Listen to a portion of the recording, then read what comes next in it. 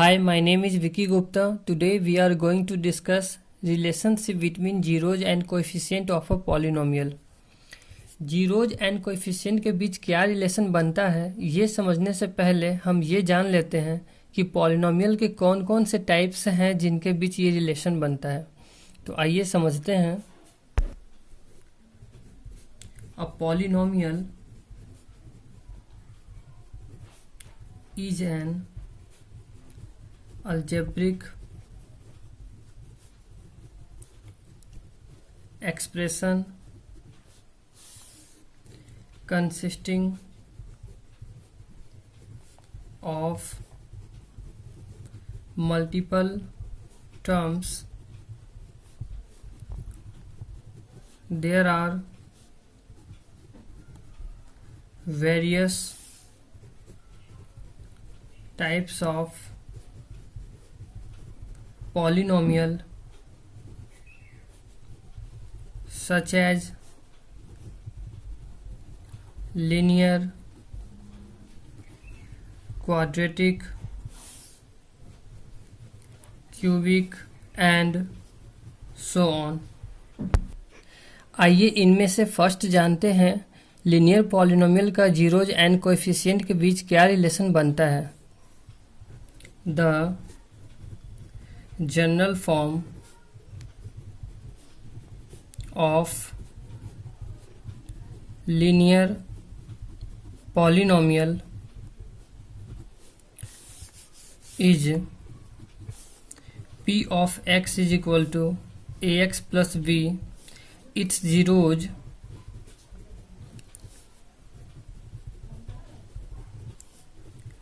minus b upon a, that is minus b is the constant term upon a is the coefficient of x.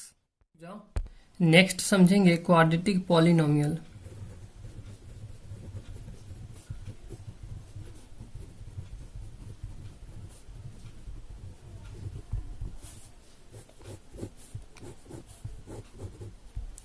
In general form ax square plus bx plus c, where a is not equal to 0.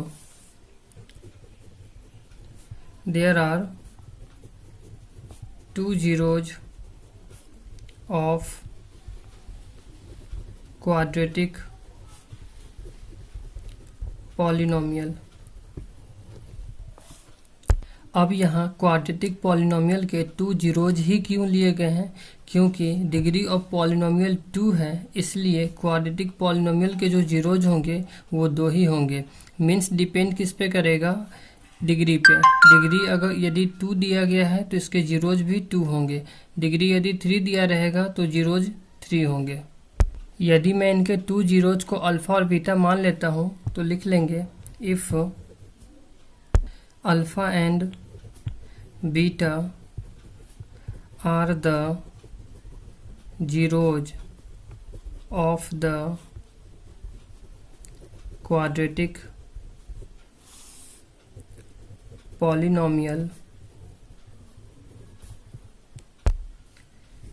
p of x is equal to ax square plus bx plus c, where a is not equal to 0. Then you know that x minus alpha and x minus beta are the factors of polynomial of x. यदि alpha और beta इस quadratic polynomial के zeros होंगे, then x minus alpha and x minus beta are the factors of quadratic polynomial. तो हम लिख सकते हैं therefore ax square plus bx plus c is equal to k x minus alpha x minus beta, where k is a constant.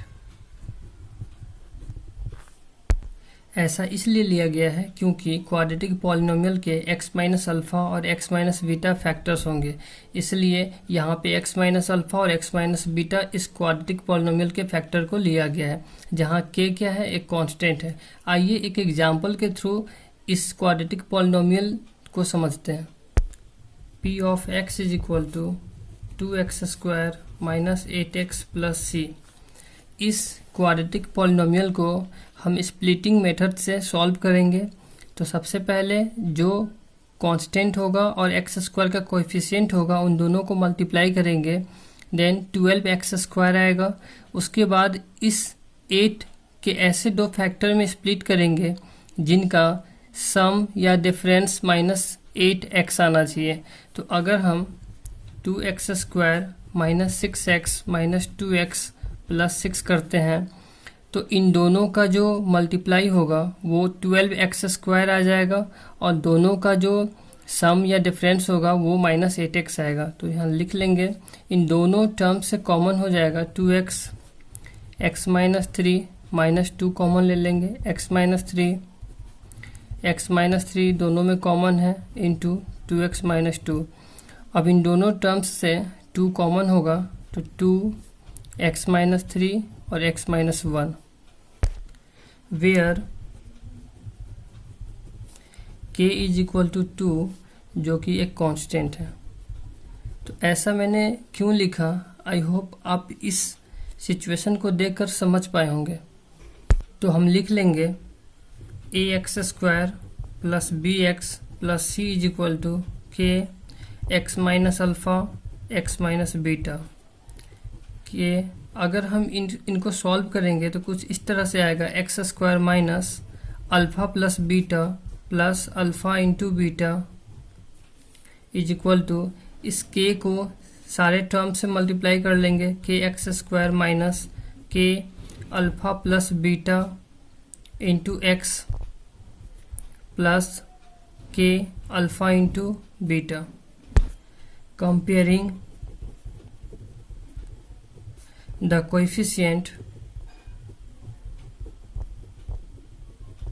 of x square x and constant term on both sides, we get x square से x square cancel हो जाएगा, k is equal to a, x से x cancel हो जाएगा, b is equal to minus k alpha plus beta